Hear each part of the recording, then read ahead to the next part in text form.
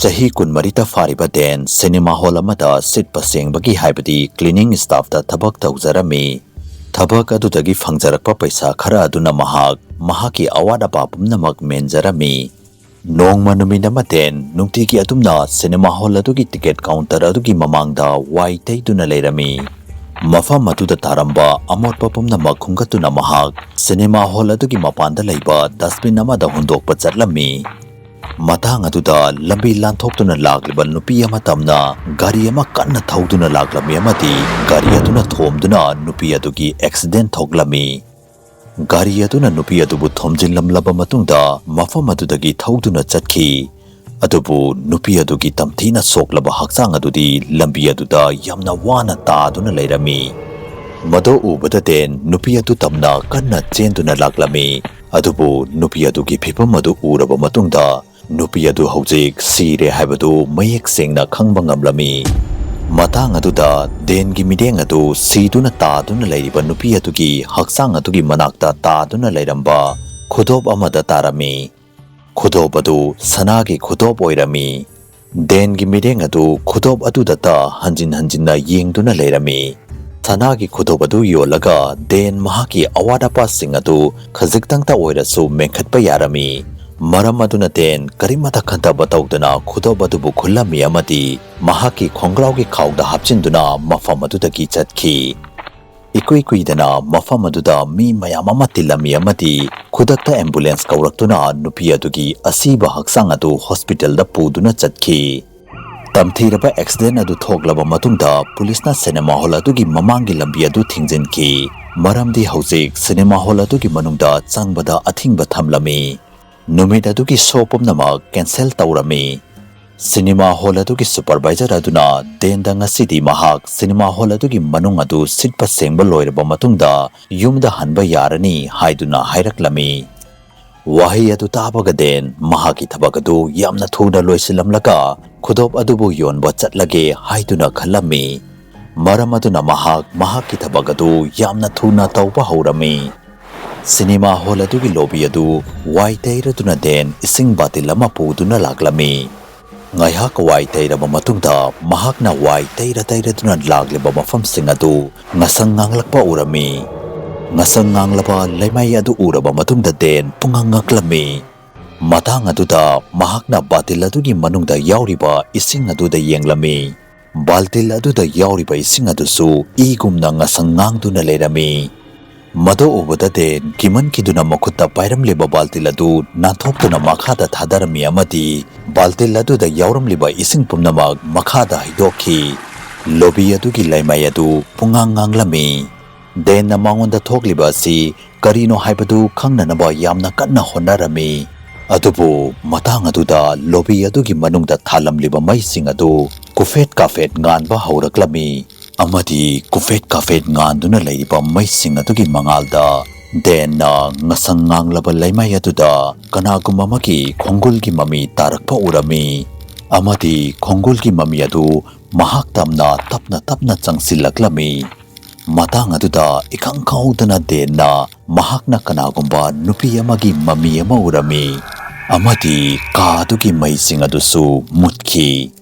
Mado pumnamak adu uraba matungda den masadu yamna kirami amadi yamna kanna laurami. Wari maraktana adomsu online shopping tawbiramgani haiduna thajai. Karigumba tawbiragadi aikhogi channel asigi makhada pijariba store asida click tawbiro amadi adomna apam products sing adu order tawsinbiba yaragani. Kitchen items, mobile accessories, fashion amadi dry fruits kaya amagi products sing asi adomna online da order tawbiba yagani. Kitchen items sing da aluminum induction base cookware, kitchen gadget, cooker, lighter, mixer, induction na chingba. Mobile accessories tana mobile stand, mobile adapter, headphone, microphone, smartwatch, mobile cooler, dragon glass na chingba.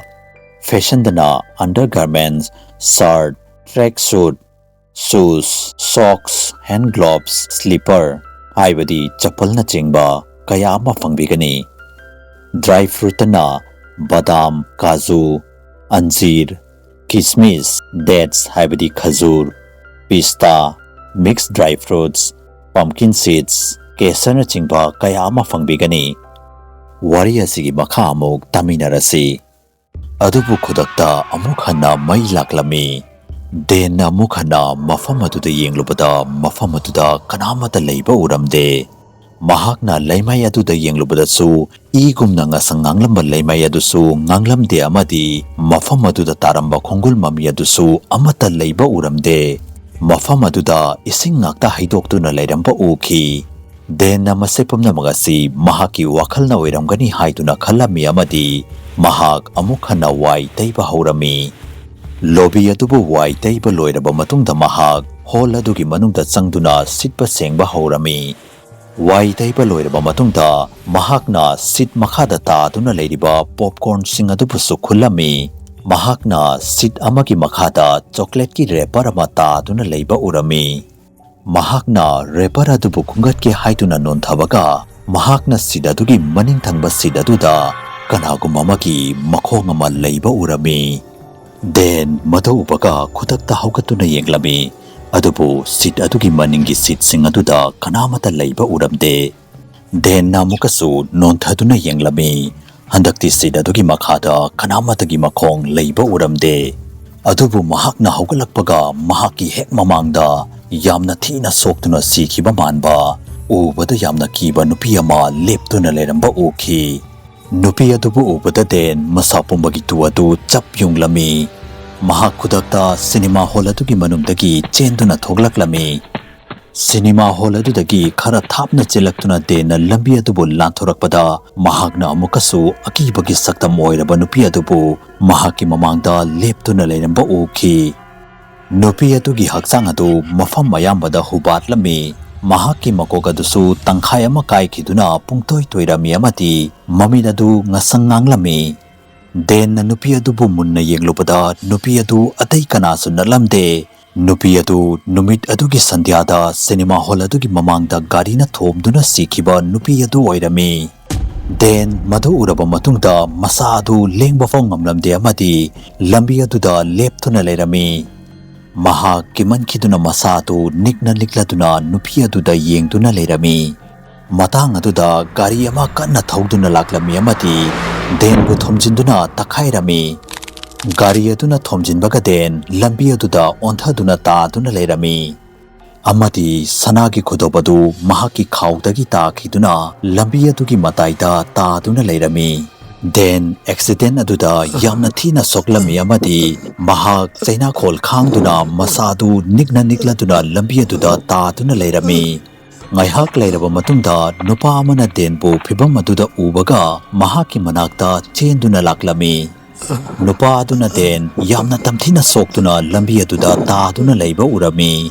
Adubu nupa adugi mideng adusu den gumna dengi manakta taaduna leiriba Sanagi Khudop aduda tarami.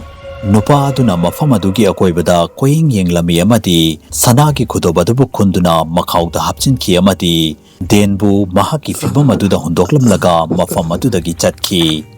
Mathangi numit nongalaba matungda ngarangi nungdangda cinema hall adugi mamangi lambi aduda tongan matamda mi ahumgi road accident da sibagi paw adu newspaper da phonglaklami. Facebook da Manipuri horror story gi Facebook page ko follow tobiramu. Loinana karigumba wari asu mayamna pambi taragadi channel asibu subscribe tobiramu amadi video asibu like and share amam da tobiramu. Mathangi video da amuk unarasi habsiga loinana yangkopam loyangan bana mayam pumnamakpu kainabagi yathang nizari.